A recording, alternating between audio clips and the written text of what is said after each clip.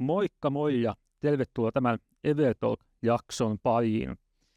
Vedetään tällä kertaa englanniksi, so let's change the language and discuss about strategic thinking with our strategist Thierry and Miikka. I'm Timi, senior developer here at EverMade. Today we're going to discuss about what the strategic thinking actually means in the context of websites. Things that are commonly overlooked when planning on website renewal, and how Thierry and Miikka actually became and grew into their roles. And maybe we will glance at what the future holds in the world of websites. But let's start the discussion with an easy one, or maybe not an easy one, but I'm thinking that aren't all websites basically the same? So why there's a need for strategic thinking? Well, I think I'd like to start with, I don't think any two websites are alike.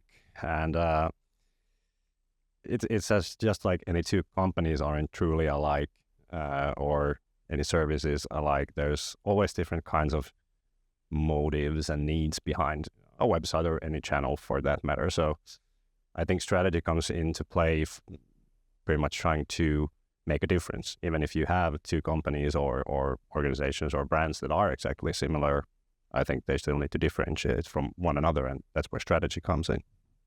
Yeah, I would agree. I mean, if you end up having those both kind of like company and brands and websites and everything exactly the same, I think there's a deeper problem rooted somewhere in the business itself, and you should check that out before you start making a website. Something's fundamentally wrong, I think.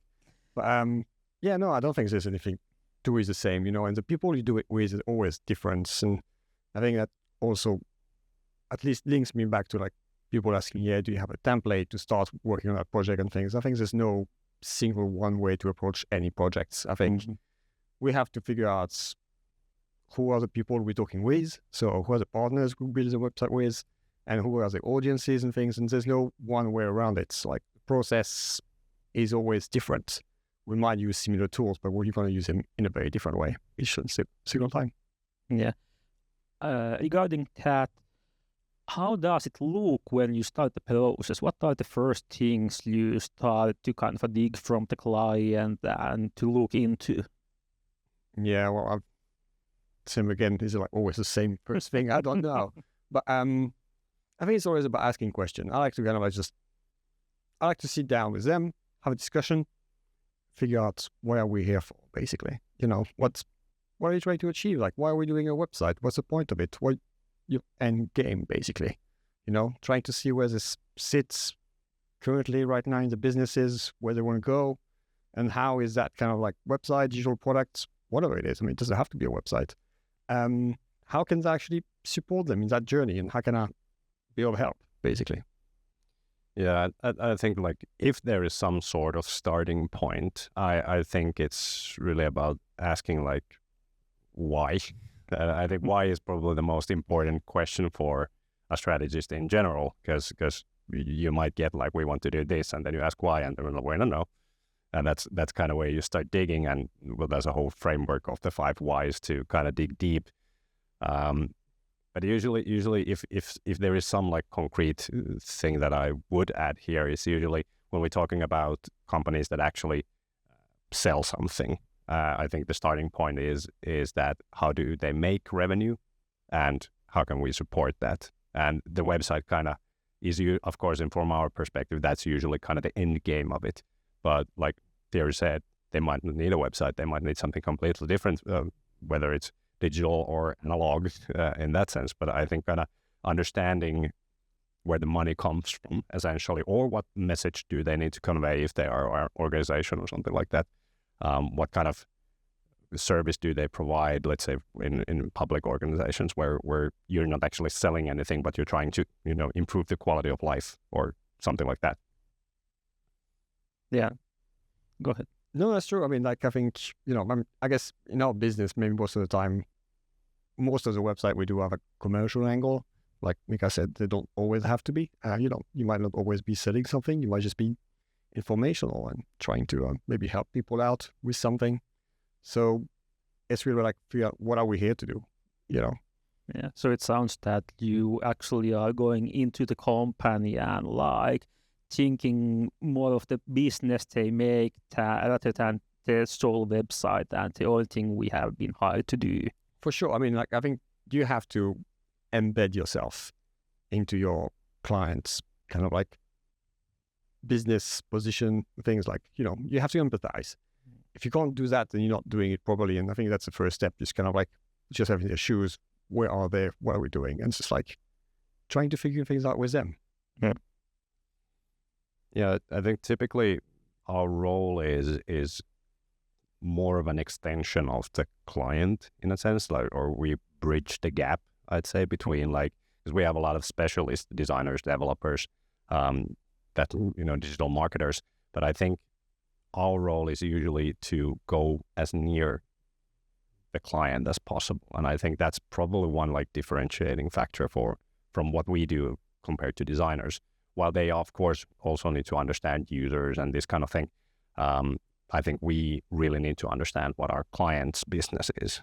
That is actually a good bridge to the next question I had in mind. What your work actually includes, what you do on a daily basis, and how that is visible for the client and other people here at EverMade. Yeah, I think as any kind of like, I guess, strategy work, could be anyone, kind of like brand strategy, business strategy, and everything. Like, I think the tangibility of it is always a bit of a question mark a lot of time. Like, you know, you end up having a text document and you don't know what to do next with it, and same with digital strategy or like whatever. It's like, what do I get? Kind of what can I do for it? I think since in our context, a lot of the time we build a website, we build an application, we have an end game into it, and for us is to figure out basically mapping out that service or that experience, you know, what are we going to be talking about? And that is a kind of like the business and the service or something that or the product. And like, how do we actually talk about this subject for the audience that are going to be using that experience, and doing this kind of like matchmaking for what do people care about and what are we about? So matching the needs and the truth and trying to find where things start to resonate and really make sense and get people excited. Otherwise, you just might end up like talking for pages and pages, or like make an app that's super cool, but then the beef is missing, you know, the heart of it, like the core. And so it's like, then you just spend all that time and money and effort for like doing something that nobody really cares about. It can be beautiful, amazingly built, but still people will not care if you haven't like paid attention to like the why thing. And I think one important word that you actually mentioned earlier is empathy, like understanding like what the user actually needs or wants, or maybe even going a little bit further and providing them something they don't know that they want, but still that brings more. I think in all formats of what we do, whether we do desk study or we do workshops or we do user research, the empathy is kind of always there. It's like a bit of like role playing, you know, you have to like take the client's perspective. You know, I want to sell my product. I want it to fly off the shelves. But then it takes a perspective of the customers, like, how am I sure that's the right product for me? How do I know? And those kinds. So it's like kind of like bouncing from like one perspective to another and trying to kind of like find where things click together. But I think you asked concretely, like, what do we do? And I think I haven't said that at all. You know, like we do like things like, right, how do you talk about your services, right? And that's one thing, like from the empathy perspective. People tend to be stuck in their own seat. You know, you've been doing that work, it's your job, you know, hey, I know how to build a website, I know what's coding, but like, do you know how to say it to somebody in the way that makes sense for them? Because they come from a different background, they're not you, they haven't been doing it for like so much. How do you make sure you say the right thing that are true, but still make people move in a way? Yeah, I think quite often we see that organization or the company is speaking from their own perspective and completely like forgot the customer and how to speak to the customer. You want to try to get the kind of like this outside in perspective and kind of like move it around. And, you know, so we can build, you know, we have frameworks and tools and matrices and things like that, so we can build messaging, and then we can actually try to talked about journeys and those kind of things, maps it out. How is people going to go through that experience? What are they going to be visiting? What are the kind of like different steps? Is it like conversion maybe of some kind? Maybe they're trying to make money out of it. It depends on one product or experience at a time, but like we try to kind of like, how do you talk about it or the thing you want to sell, and how people will kind of like discover that information? How do you build that experience? Because you can't just drop everything on them all at once, Mm-hmm. There's such a thing as information world, and it happens to all of us. So how do you map it out? How do you orchestrate everything? So it's a matter of kind of like articulating, orchestrating, and then briefing. Because then, like, if I'm finished with my work, Mika is finished with his work, nice, the strategy is done, but then what's next? Yeah. Then everybody is just kind of like looking at themselves like, what just happened? Yeah. And we're here to basically help the rest of the whole process. Like, there's something about content creation, right? Somebody's going to have to write that text, we help that out, content creation, like text, visuals and things. There's a way to kind of like, now we know what we're going to be talking about. We know how we're going to talk about it. So I know what I need. And then this in turn also helps our designers. What do they need to design to actually show that information the best way possible? Yeah, I guess you give the designers a kind of a storyboard and all the flows and like the call to actions that would be needed on the side. Yeah. I've never actually used a storyboard term. I kind of like it. And then like it works as well. And it's same for like developers and coding. Like, so you have an idea what the whole experience is built of. So it's nice to see, right, where's the data coming from? What is the integration point? What is interactive? What is not? What is static? What is dynamic? And, post types and whatnot and taxonomies. And, it goes on and on and on. You can keep on defining it. But I think in essence, it's a lot about making sense of things, articulating it, and orchestrating. Yeah, I tend to call myself a sense maker every now and then when I have to kind of describe what I do, since sometimes we don't even start with like a new user perspective, but instead we might dive into the client, and they might have this feeling or some kind of situation where they know something is wrong, but they can't quite put their finger on it. And we kind of start from actually framing the problem itself, and then we start working from there. So what Theory said about like orchestrating might actually start from orchestrating the client first before we even go into what the rest of the team does or what the project is about, but actually kind of making the foundational work there so that we're actually solving the right thing. And that's kind of the first why that we start working with. So if we don't have a clear problem and we haven't asked why are we solving this problem, we might actually be solving a wrong problem. Yeah, just burning the client's money for no reason. Yeah, that's very like, but also entail that we know what we're building. Like, there's like a digital product and things, but it could just be that you have a business and you have some audience, but you don't know what's going to be, and how do you figure out what you have to build in the first place?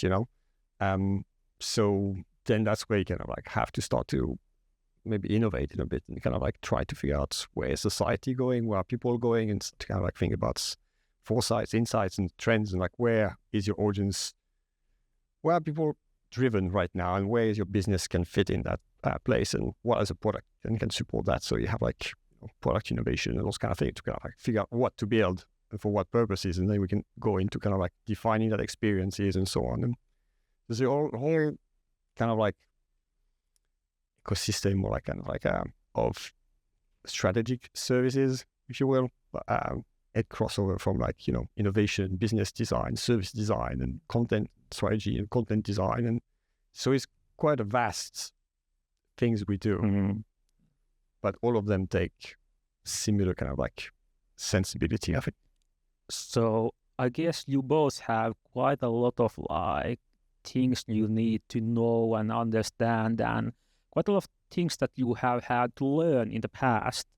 So what has been your like career path to your current role and to becoming a strategist?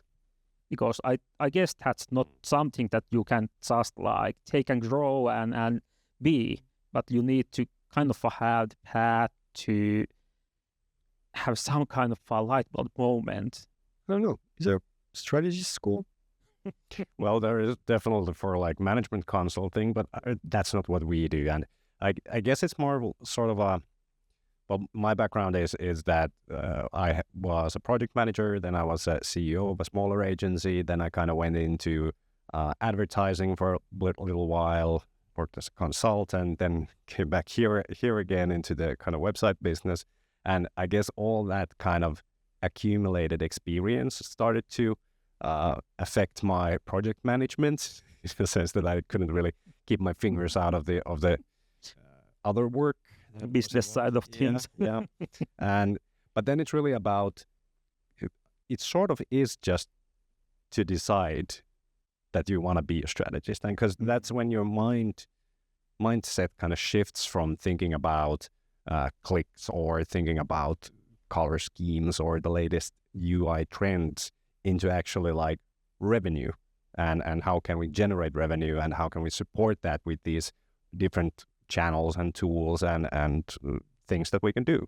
And it kind of really starts from there. So I don't think there is like a specific way you can become strategist. Like our backgrounds are entirely different, for example, but I think it's more about how you start looking at things.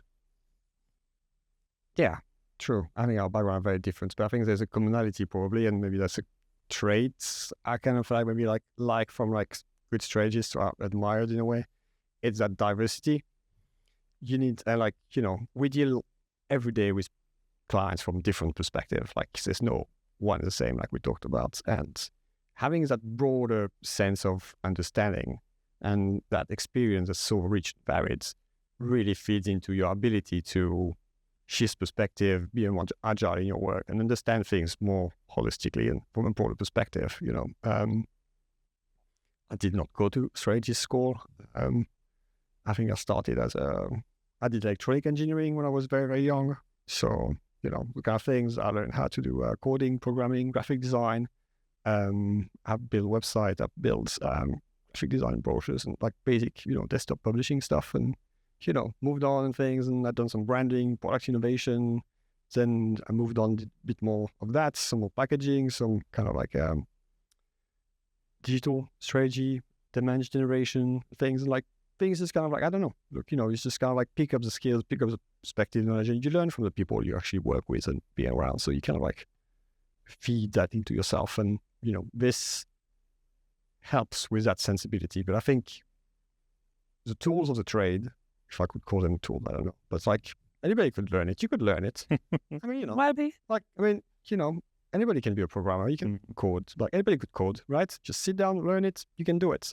But then that's all the hard skill, and the soft skill, I think, is what makes a big difference. Like what is your kind of like, you know, emotional talent? How can you kind of like empathize with the people? How can you understand things? Like those soft skills are very hard to kind of like, you can't teach them basically. Yeah. So either you get them by experience, hard way, or you just kind of like have them a bit more naturally. But, you know, I don't think there's one single way into the route of become a strategist. Yeah, but I guess like the important part is curious mindset, that you always think about things and not asking the questions that Mika said, and like trying to understand how things work and how the society around us works. Yeah, it's about building solutions, you know, that's it. And I think experience is like one thing, of course, like, well, we've been around town for some time, so there tends to be patterns and we tend to see the same kind of projects every now and then.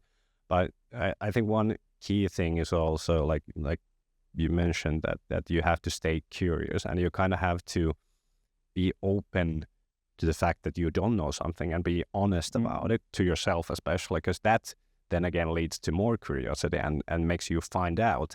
And I think one thing that is probably common with everyone who does this kind of work is a sort of natural curiosity and quick learning. Like we have to dive into entirely new business areas or fields of industry that we never have worked with very unique services or products or whatever, and we just have to absorb a lot of that information really quickly. So kind of throw back to what we do day to day.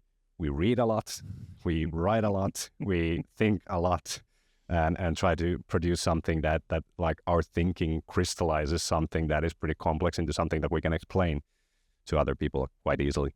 Yeah, sometimes when I come to the office and I see Mika on the couch lying around, I'm joking like, how that work? But I guess it's hard work for you. You're thinking about the problems the client has. Yeah, and funny thing is that well, it's a bit of a cliche, but the great ideas quite rarely come in front of a computer screen, but instead it's usually that time when you're doing something entirely different. Of course, there are really times when you need to kind of sort of crunch, and often just starting to write something or starting to draft something up then actually helps you think. And talking also helps a lot. Like, well, developers are probably familiar with the term rubber ducking. So when you explain a problem to someone else, then you suddenly get an idea how to solve that. And I think that's like a kind of good tool to transition your brain from kind of just thinking about the problem actually to when you explain it to someone, it like actually changes the way your brain processes information. So that's a good thing too. Yeah. By the sound of it, you both have done a lot doing your career paths and with various different types of clients. What if you had to choose, what would be the most memorable moment or memorable project or client you have worked with? There have been quite a few. I mean, of course, there are some, like, I don't know, awards that you have won or something like that. That might be something. But I think the most interesting one or one that I was least prepared for and which has stayed with me pretty much all these years was back in my previous agency, I worked with the Finnish National Institute of Accessibility. And we did a website project from them. Actually, we did a visual or a brand renewal for them, then a website, and then an ebook loaning service. And this was back in 2016 or something like that, 10 years ago. And that was a time when nowadays accessibility is everywhere, like, and it's become like common practice, and there are very good tools and best practices all around the web that you can easily kind of pick it up. Back then, that wasn't the case. So we essentially only had the WCAG 2.0 guidelines, and that was it. And we were basically creating a AAA accessible website and a service, ebook loaning service, without any prior knowledge on accessibility. And we really didn't know what we were getting into. That was probably one that has stayed with me quite long, and the service is actually still in use. So we did a good job back then. Yeah, no, I don't know if I have a favorite, if I'm being honest. I've done like a lot of like, not always on strategy, but work itself, like across all of it. But no, I don't have a favorite and that's stuck to my mind. They're all quite nice, and I try to find something I love in every project, whether it's something I was expecting or not, but I try to learn something. Mm-hmm. And I think as long as I learn something, I'll remember that. And I've done things from, health and well-being to mining industry to aviation to like a whole digital system for a country or half a country, like a region. So they all have all challenges and learning moments, I think. But I think what I remember more is actually the clients. So there's those special clients. Sometimes you remember it's actually kind of like, I don't know, something that clicked and you build that relationship, that partnership, where you can actually, you move beyond just this transactional thing, agency and clients, and you actually start to really collaborate and have those kind of like deeply honest conversation, which are just kind of like freeing in themselves, because you don't have to worry about who says what to who and how. And you actually just kind of like, everybody's just moving forward, but now you're moving at like twice the speed. And that's kind of like, that thing that kind of like really excites me. Yeah, I get it. But it sounds like you've done a lot in the past and you're a little bit too humble about it. You make it sound like we walk on licks and stuff. Like maybe, I don't know. I mean, I don't, maybe humble. But how is a quality, right? You should be. Yeah. Okay. Mika mentioned 10 years ago. What has changed from 10 years ago, and what hasn't in the context of websites? Kind of website, everything. You should know. Definitely. You should know everything changes much faster. Yeah, on the technology side, yeah, but like the concepts, how the user acts on the website, I'm more into those details, this discussion. You know what? I think I thought about it, and I don't know if I want to change my mind a little bit. Like, and I think essentially, I don't know if something has changed fundamentally, right? The end goal is most often the same. This Has always been somewhere. Somebody is going to buy something somehow. I think it's just maybe how you get to that endpoint changes a little bit, and I don't know. You know, the tools and things, always types and stuff. Everybody's excited about AI. It's like, well, I don't know. You see it everywhere, but at the end of the day, users still want to do the same thing, right? I'll say this officially for the record. I think it's really good that we don't do Flash websites anymore. That was the thing. Maybe not. I don't know. 10 years ago, was it even that popular? But yeah, that's a nice thing that has disappeared. Or jQuery, like spaghetti, that was also terrible. But yeah, I agree on the point that I think ever since like cave paintings, it has been the same idea. We have a certain medium and we want to get our point across. I mean, technology changes. 10 years ago, we still did like separate mobile versions of websites. That kind of thing has changed. But I think like, especially in our work, like when we do strategy, it's pretty much the same thing. Yeah. Medium agnostic. Doesn't matter what it ended up to be, whether it's a digital thing or not even, you know. Yeah. Okay. If nothing has changed, let's talk about creating an effective website. What are the core things that client needs to think about, and what are the most vital stuff we want to learn from them when we start the project? I think being concise is one thing that everybody can benefit from. You know, I strive to be. It's hard to be concise. I think you should be even more today when people have so little time to care about what you have to say. And that means think deeply about what you're trying to achieve and the why, and what is the one thing. Pick one thing. Don't pick like 10 different things you want people to do, you know. Sign up to 5 different newsletters, buy a product, and kind of like share it to a friend. Like, what is one single thing that matters the most for your business and for your users, and how do you connect that? You start from there. Yeah, if you could, you can't. Just for the record, it's never this simple. But I think having a clear goal, your target audience, and key message, I think those 3 things are kind of like super simplified, essentially, like what you need to have clear in your mind for, first of all, the client, and then for us and everyone who's doing anything, because you can always kind of go back to those. Like every single decision you make, like, should I do this or that? Then you have to ask yourself, like, okay, what was my goal behind it? Who am I doing this for? And what's the point I'm trying to get across? And I think those 3 things will always guide you in that sense. It's never that simple, to be honest, but it's a starting point. Yeah, no, it's not simple for anybody. It's not even simple for us either, you know, like really getting to like the core things, and it's like the really simplifying them to the core is really, really hard, I think. Yeah. Okay. What is the most like overlooked strategic thing that the clients like don't mind about, or just don't think about, or like don't care at all, but you think that like would make a lot of sense? I don't know if it's like overlooked necessarily, but something that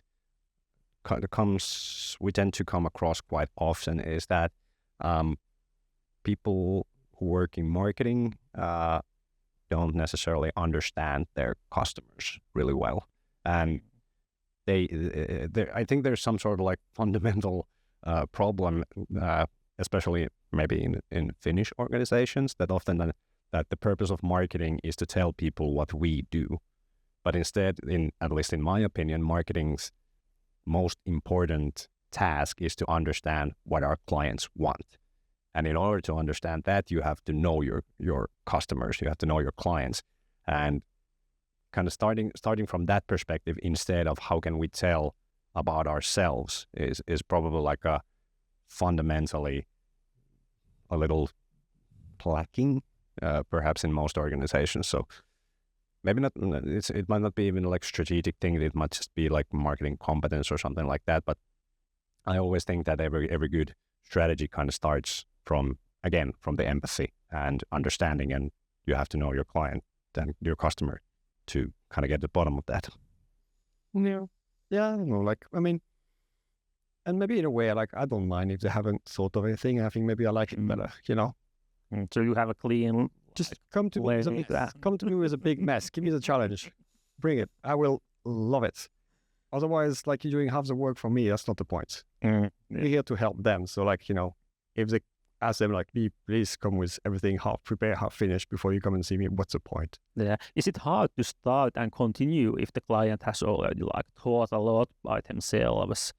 Like, which one do you prefer? Or do you prefer like clean plate or like something already thought? And well, you know, you have to start reading something, right? So might as well what they've been thinking, because then you actually get a piece of their perspective.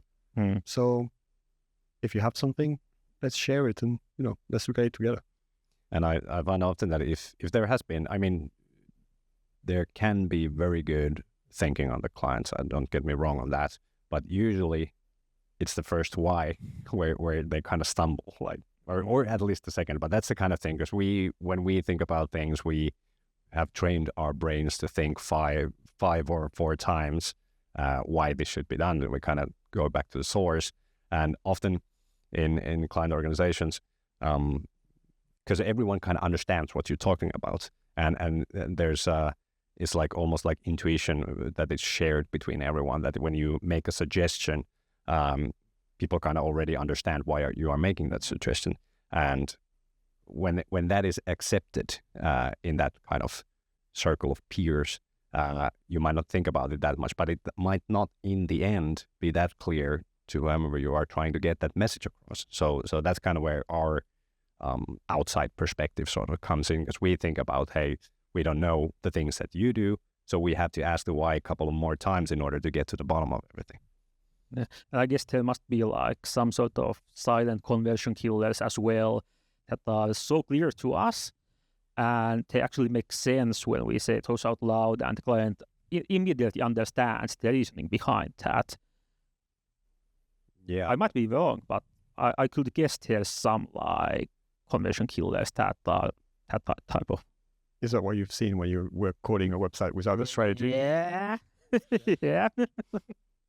It's a leading question, but yeah, most likely, yeah. I mean, we've been talking about it for like 30 minutes. So if you forgot to start from the very beginning, I think you're just shooting yourself in the foot. Yeah, and like, well, if we actually talk about like what you asked, like slightly more concrete for a while, I think one thing that we often see, not of course in our sites are perfect, but sometimes when we browse the web, you kind of come across like a dead end. Like you read an article and then you're just looking at the footer and thinking like, what I'm gonna do next.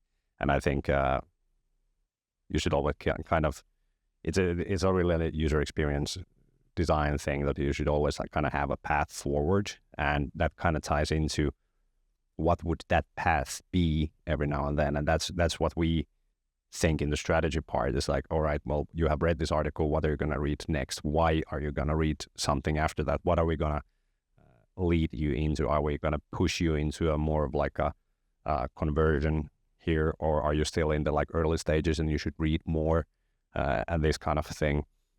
And kind of having those, if more of that thinking every time someone writes a piece of content or uploads something to a website or so forth, they always should be thinking what will happen after this one. And I think that's probably something that could improve conversions all over. That is true. It's very much true. I see that in one client case like regularly. And also, I think like having too much options is similarly bad. If the client has like, or the customer has like a lot of buttons and multiple forms, they don't know what to do and they are confused.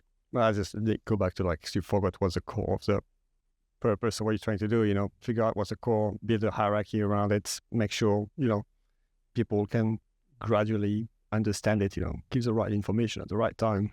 Mm-hmm. And then you're on a good path. I think you start with.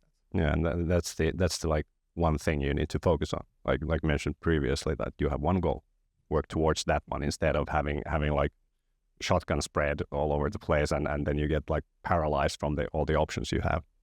I like this discussion. So your work is like taking a lot of information and a lot of different like aspects from the business and just tunnel it to one goal. Yeah, it's like curiosity. I think you have to be curious and like be engaged and those kind of things. And I think it's fascinating. You get to learn so much, right? Because then if you embed yourself so deep in client's business, from one day you're talking about, I don't know, cars, business, salesman, and another time is like kind of like new foods, technology and things. Like you learned a lot of stuff. I think that's great. Like you actually get to learn things every day on the job. And I think that like our job is very much just that, like taking a lot of information and also kind of shifting through it, what is important, what is not, because then again, you might have a massive amount of information, but picking out what is actually relevant is also like a really key component there. And then again, crystallizing, it's often not really a single goal, but a set of goals that have like a single purpose behind them. But coming up with something that is derived from the huge amount of information and is clear. I mean, that's probably the hardest part of our job. I can see your next question. Like, yeah, here comes the like. If your job is absorbing a huge amount of information, can't AI just do it for you? Like everybody's thinking that's. I mean, not yet. That's leading to my last question. I know, but I could hear it. How the future looks like for the websites and our business in general, and for you also as well, as you said, like can the AI think things for us? Yeah, I don't know. You can have like the doomsday kind of perspective and the happy one. I don't do prediction. There's too many uncertainties, but I think you can see trends, and like, AI is the one glaring in everybody's face. Everybody's talking about it, Everybody wants to sell something about AI and with AI for whatever reason, whether it's meaningful or not, doesn't matter, So many webinars flashing in my feed. I should be joining and learning 1 hour, 2 hours, 3 hours, whatever. It's just like, sure, I can tell you people will be talking about AI, but I think in general, people are now realizing how to use it and what for. Or at least starting, I hope, because it's been long enough now. And I believe it's a great tool for like automation. And it's an enabler for a lot of things. Yeah. And I would like to see more automation and personalization. Because together you can actually then start to create those meaningful experience, right? If, you collected the data the right way, but you know so much about your users, why not give them something that's actually made for them? Not made for 1 million of them, but just for one. Yeah. Like tailored to you, just for you, because to me, you're special. That's quite powerful. That's quite powerful. Yeah, but I mean, it's, people are having those weird relationships with AI, like personal relationships sometimes, because I think people are looking for connection. Like it's a human nature, right? Because you have this community psychology and those kind of things. People kind of like identities get shaped by the community and the people around them. And AI can analyze all of those traits and things and like understand what makes you tick and everything. But if we do nothing with it, what's the point? So I think we have those great tools and people are only now, well, some people have figured it out and those kind of things, but I think the masses and the likers and stuff. And they're trying to figure out like what's the benefit with it. And I think personalization, I would love to see that be a big deal to actually start to do it in a meaningful way. Luckily, we have tools for that. There's a tool for everything, you know, and if there's not, come and see us, we'll build it. Yeah. I don't know. This is what I see. And I don't think it's a prediction. Maybe it's a trend or whatever, but I would like to see that at least. That's a wish. I don't know. How about you, Mikko? Yeah, I can definitely see that we already know that AI is very good for personalization because it can take into account a lot more things that, like, let's say we build personalization rules, for example. We usually have like, I don't know, 5 or 6 things that we consider, but then AI can actually like analyze hundreds, thousands, maybe even tens of thousands little things that you've done along the way. So that's great. And also another thing that I think that will happen in the near future, this is something, I think we're already seeing it, is this sort of like AI backlash.